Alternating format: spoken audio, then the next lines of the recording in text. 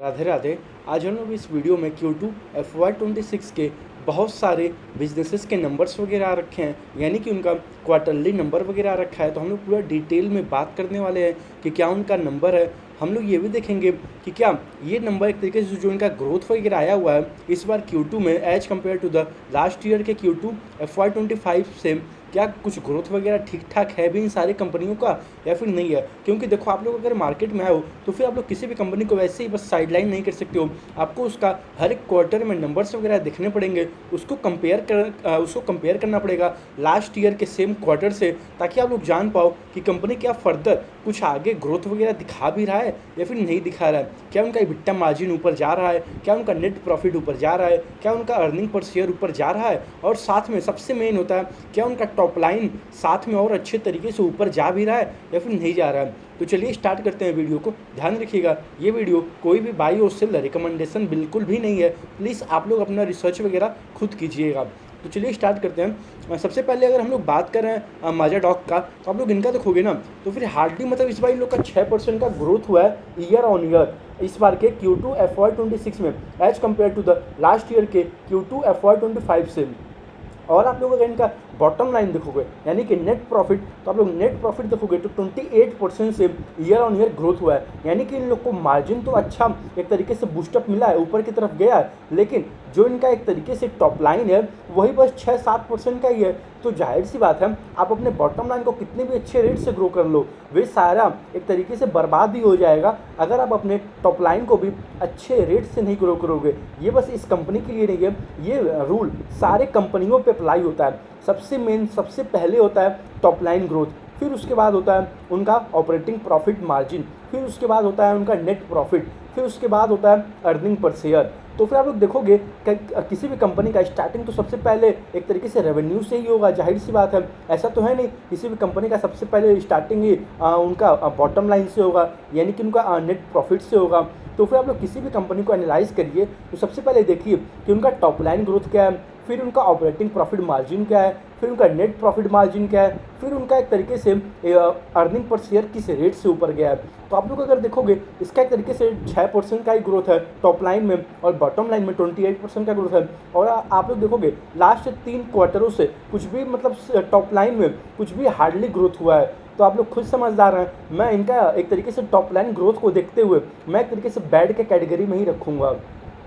तो चलिए अब हम लोग अगले कंपनी के बारे में बात कर लेते हैं, PDS के बारे में। अगर आप लोग ये देखोगे ना, ये कंपनी मेनली एक तरीके से कपड़े उपड़ों के बिजनेस में है। ये लोग एक तरीके से सारा कॉन्ट्रैक्ट मैन्युफैक्चरिंग वगैरह करते हैं अदर्स कंपनी वगैरह के लिए। तो आप लोग देखोगे ना, ये कंपनी ने क्या किया है, इन्होंने क्या किया एक तरीके से अपना टॉप लाइन ग्रोथ दिखाने के लिए इस बार क्या किया, इन्होंने अपने मीडिया रिलीज में इन्होंने एक तरीके से क्वार्टर ऑन क्वार्टर कंपेयर करके दिखा दिया। लेकिन हमें किसी भी बिजनेस को देखना है तो भाई सारे बिजनेसों सारे जितने भी बिजनेस होते हैं मोस्टली हमें ईयर ऑन ईयर कंपेयर करना चाहिए। क्यों? क्योंकि एक तरीके से हमको तब पता चल पाता है कि सेम क्वार्टर में लास्ट ईयर में क्या ग्रोथ था और इस बार क्या ग्रोथ हो पाया है। तो आप लोग अगर देखोगे तो इनका क्वार्टर ऑन क्वार्टर एक तरीके से तो 14% से ग्रो हो गया, लेकिन अगर आप लोग इसका Q2 FY26 का ईयर ऑन ईयर कंपेयर करोगे ना तो फिर हार्डली इनका 3-3.5% का ग्रोथ हुआ है टॉप लाइन में। और इनका एक तरीके से बॉटम लाइन इनका नेट प्रॉफिट 49% यानी 50% से नीचे आया है, ना कि ऊपर गया है। और जबकि इन्होंने यहाँ पे क्वार्टर ऑन क्वार्टर कंपेयर करके दिखा दिया कि हमारा भाई 140% प्लस से एक तरीके से नेट प्रॉफिट ऊपर गया है, और साथ में हमारा जो इनका टॉप लाइन ग्रोथ है वे 14% का है। लेकिन ये सही नहीं होता है। क्यों नहीं सही होता है? हमें किसी भी बिजनेस में mostly year on year compare करके देखना होता है, ना कि हमें क्वार्टर ऑन क्वार्टर देखना होता है। आप लोग एक तरीके से एक अंदाज़ा तो लगा सकते हैं कि हाँ भाई लास्ट क्वार्टर से अब बिजनेस अच्छे रेट पे जा रहा है, लेकिन सबसे मेन होता है ईयर ऑन ईयर देखना। तो आप लोग अगर इनका ईयर ऑन ईयर देखोगे तो फिर 3% का ग्रोथ है, और इनका बॉटम लाइन नेट प्रॉफिट 50% से डाउन है। तो फिर मैं इसको भी बैड के कैटेगरी में ही रखूँगा। तो चलिए अब हम लोग अगले कंपनी के बारे में बात कर लेते हैं, साई सिल्क कला मंदिर के बारे में। अगर आप लोग इनका देखोगे तो फिलहाल के लिए इनका टोटल स्टोर 74 है, और इनका एक तरीके से आप लोग टोटल स्टोर काउंट एक तरीके से कंपेयर करोगे ना लास्ट ईयर के Q3 FY25 से, यानी दिसंबर 2024 में इनका टोटल 66 स्टोर था, और इस बार आप लोग देखोगे तो इनका टोटल 74 स्टोर हो गया।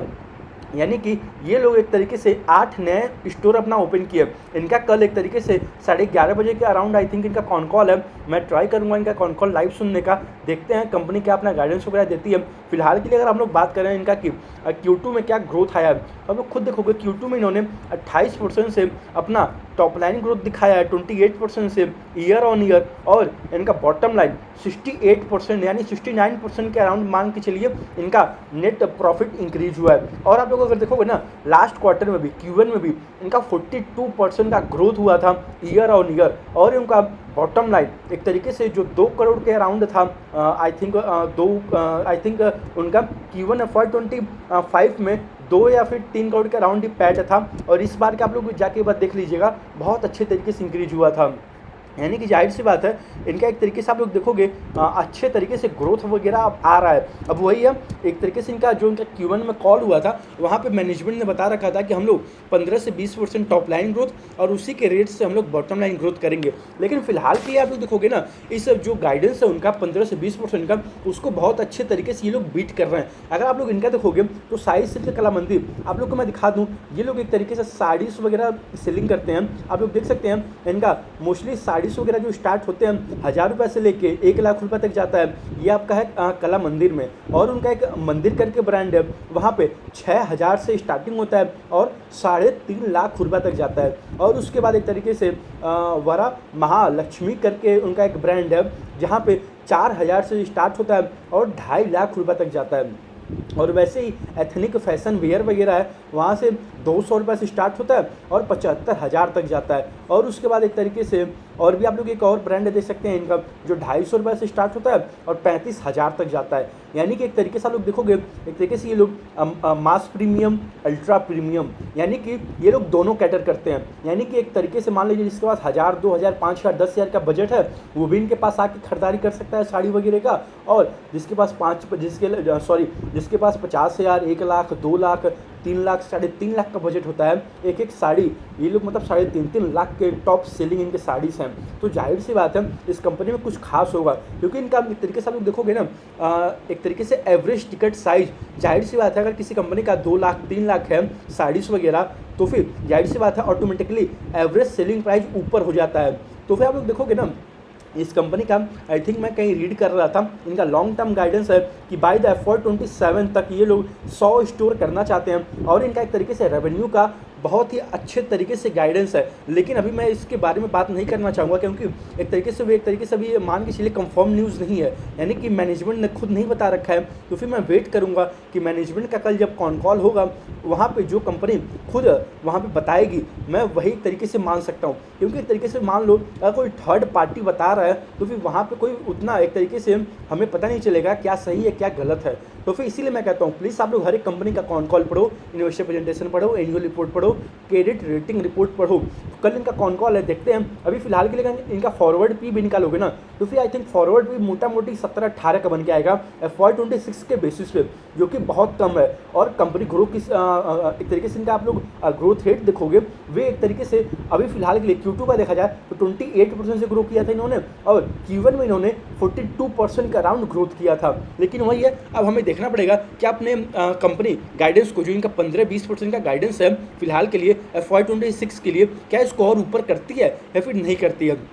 तो ध्यान रखिएगा ये मैं कोई भी बाई और सेल रिकमेंडेशन आप लोग को बिल्कुल भी नहीं दे रहा हूँ। कंपनी का जो भी नंबर्स आ रखा है, जो कंपनी ने पास्ट में बात किया हुआ था अपने कॉन कॉल में, मैं आप लोग के सामने बस वही रख रहा हूँ। तो चलिए अब हम लोग अगले कंपनी के बारे में बात कर लेते हैं, रेमंड लिमिटेड का। अगर आप लोग ये देखोगे यहाँ से एक तरीके से मान के चलिए मोस्टली बिजनेसेस इन्होंने डीमर्ज कर दिया है। अब इनका जो बिजनेस है मेन फिलहाल के लिए एरोस्पेस है, डिफेंस है, और साथ में ऑटो कंपोनेंट वगैरह बनाती है।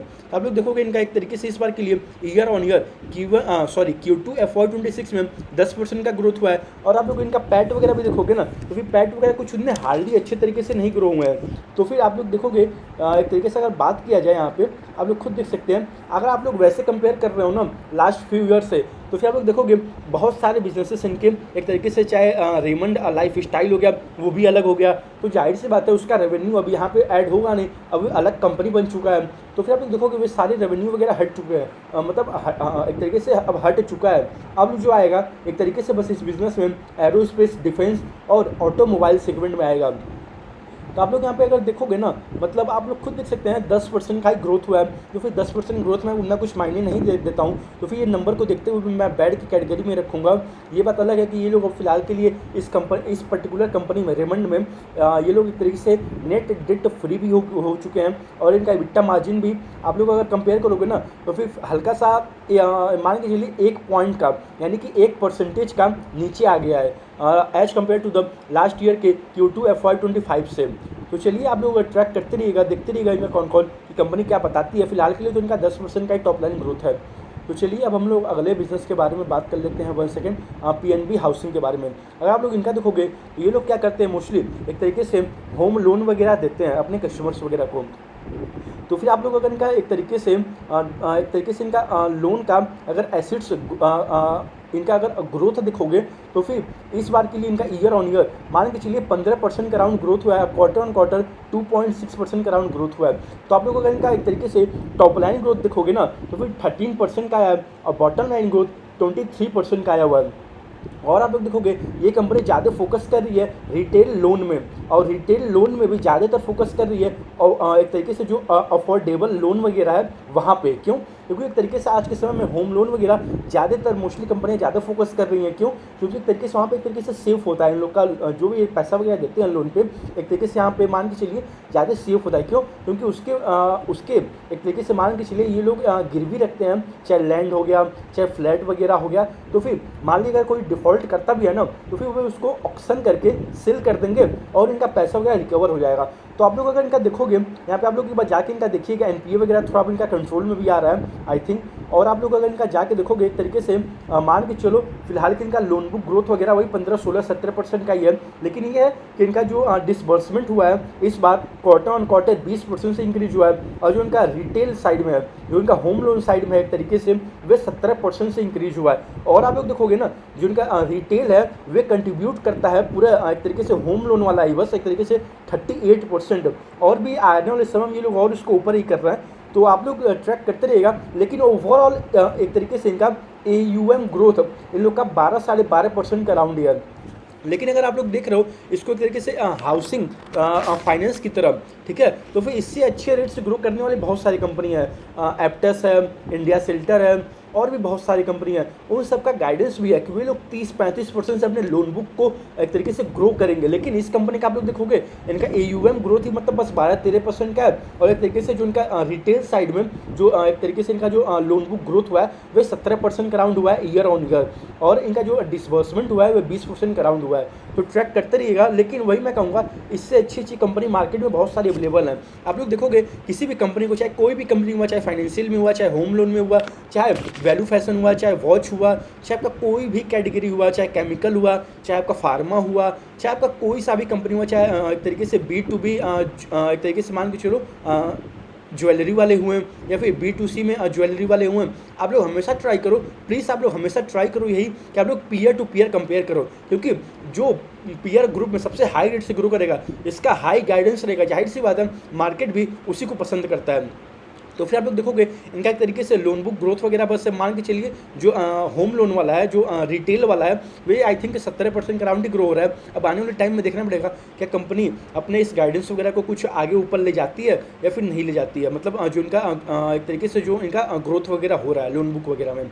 तो चलिए अब हम लोग अगले कंपनी के बारे में बात कर लेते हैं, केफिन के बारे में। अगर आप लोग इनका देखोगे, इस कंपनी का मोस्टली काम वगैरह जो होता है ना, ये एक तरीके से जो म्यूचुअल फंड हो गया, या फिर मार्केट से रिलेटेड जितने भी होते हैं, या फिर वेल्थ मैनेजमेंट साइड से, वे लोग क्या करते हैं, ये कंपनी क्या करती है, उन लोग को सर्विस अपना देती है, उन लोग को ये प्लेटफॉर्म देती है, यानी कि वे सारे आके मैनेज वगैरह कर सकते हैं इनके थ्रू। और ये लोग क्या करते हैं, मोस्टली प्रोवाइड कराते हैं डाटा वगैरह भी और अच्छे तरीके से, ताकि अपने वे AUM वगैरह को अच्छे तरीके से ग्रो कर पाएँ। तो आप लोग अगर इनका देखोगे, टॉप लाइन ग्रोथ 10% का था, और बॉटम लाइन ग्रोथ जो इनका प्रॉफिट था 4% का ही हुआ है। और आप लोग देखोगे ना, पहले कंपनी 30% का राउंड ग्रो करती थी, लेकिन अभी फिलहाल के लिए मार्केट का कंडीशन बहुत ख़राब है, तो फिर हम लोग एक तरीके से पहले के क्वार्टर से नहीं कंपेयर कर सकते हैं, क्योंकि फिलहाल के लिए लास्ट साल भर से मार्केट बहुत चौपी है, एक तरीके से कंसोलिडेट हो रहा है मार्केट। तो आप लोग देखोगे इनका ओवरऑल AUM ग्रोथ एक तरीके से इन लोग का 16.5% का राउंड हुआ है, और जो इक्विटी में AUM ग्रोथ हुआ है वो एक तरीके से 14.1% का हुआ है। तो फिर ट्रैक करते रहिए, देखते रहिएगा कंपनी क्या गाइडेंस देती है आने वाले टाइम में। लेकिन ये है इनका बिजनेस मॉडल बहुत अच्छा है, इन द सेंस कि मान लो अगर कोई भी म्यूचुअल फंड है उसको अपना डिस्ट्रीब्यूट करना है तो फिर जाहिर सी बात है उसको एक प्लेटफॉर्म चाहिए, उसको एक सर्विस चाहिए, उसको एक अपना एनालिसिस चाहिए कि हमारा क्या होगा, हम और कैसे अपना वर्क करें। तो ये पूरी कंपनी उसको प्रोवाइड कराती है। तो इसीलिए मैं कह रहा हूँ कंपनी आप ट्रैक करते रहिएगा। फिलहाल के लिए इंडस्ट्री में ही प्रॉब्लम चल रहा है तो फिर जाहिर सी बात है यहाँ पे इनको भी थोड़ा सा इफेक्ट देखने को मिलेगा। लेकिन वही है, अब हमें देखना पड़ेगा कि कब मार्केट अच्छा होता है और कब इस कंपनी में ग्रोथ आ पाता है। तो फिर चलिए कंपनी सारी ट्रैक करते रहिएगा, सारी कंपनी का कौन कौन investor presentation, annual report, credit rating सब कुछ पढ़ते रहिएगा, तभी आप लोग जान पाओगे। और आप लोग किसी भी कंपनी को ऐसे ही बस सिंगल आप लोग उसी को देख के मत कंपेयर करिएगा, आप लोग ट्राई करिएगा हर एक कंपनी को उसके पीयर ग्रुप में कंपेयर करने का, तब आप लोग को बेटर अंडरस्टैंडिंग मिल पाएगा।